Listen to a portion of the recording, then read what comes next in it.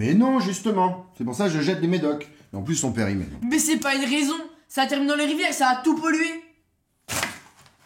Les rivières. J'ai mal à la tête, moi.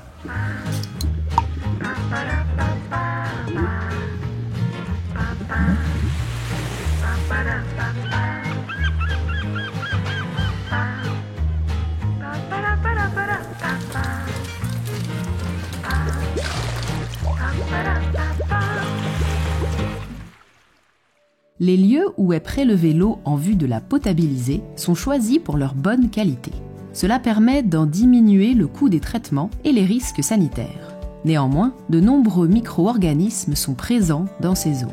Aurélien Ferchaud, directeur adjoint de la filière environnement du laboratoire Innovalis, nous explique la qualité microbiologique des eaux potables. De nombreux micro-organismes, bactéries ou virus, sont présents naturellement dans les eaux bretonnes. Les analyses microbiologiques qui sont réalisées dans l'eau potable sont principalement la recherche d'indicateurs de contamination fécale de type Escherichia coli ou entérocoques intestinaux. Ces analyses sont réalisées dans le cadre des contrôles sanitaires qui sont fixés par la réglementation. L'origine des contaminations, elle est multiple, car ces bactéries sont présentes naturellement dans notre environnement. Elles peuvent être notamment liées à des déjections animales ou encore à des eaux usées issues des systèmes d'assainissement. Une fois l'eau désinfectée, majoritairement par la chloration, il ne réside plus aucune contamination dans l'eau des circuits de distribution. Les très rares cas de contamination qu'on peut observer sont liés à des travaux qui peuvent être réalisés dans les réseaux et canalisations. La Bretagne est une région fortement agricole. Cette activité est un enjeu économique fort. Elle a modelé notre territoire et eu un impact sur la qualité de notre eau, notamment par la présence de polluants dans nos cours d'eau.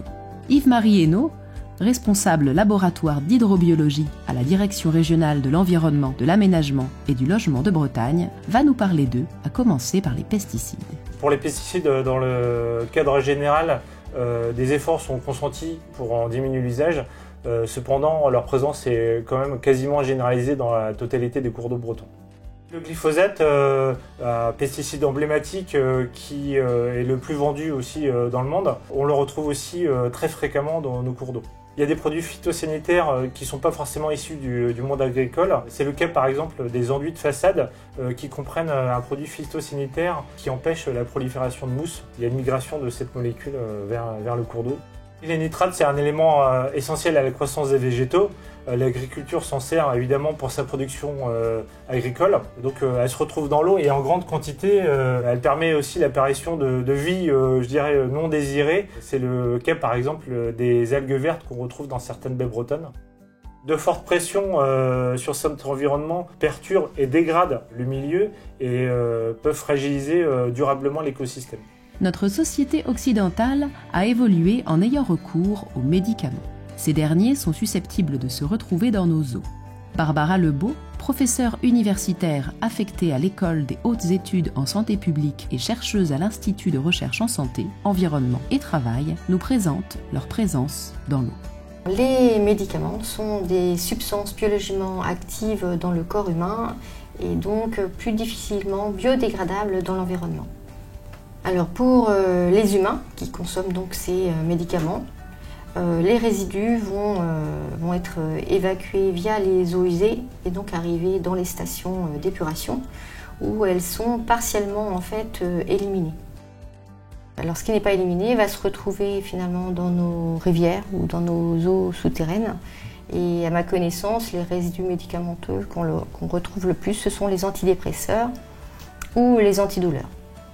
Nous sommes aussi dans une région agricole et à ce niveau-là, ce sont les élevages intensifs en fait, qui vont amener les résidus vétérinaires dans l'environnement, particulièrement lors des épandages de lisiers.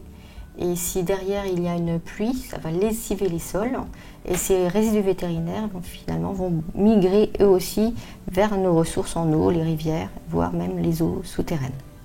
Alors parmi ces substances que l'on retrouve le plus, ce sont les antiparasitaires ou les antibiotiques. Alors pour l'eau potable, les coûts déjà mis en place pour traiter convenablement les eaux de rivière ou nos ressources en eau fait que finalement ces résidus peuvent se retrouver dans l'eau potable ou du moins à l'état de traces.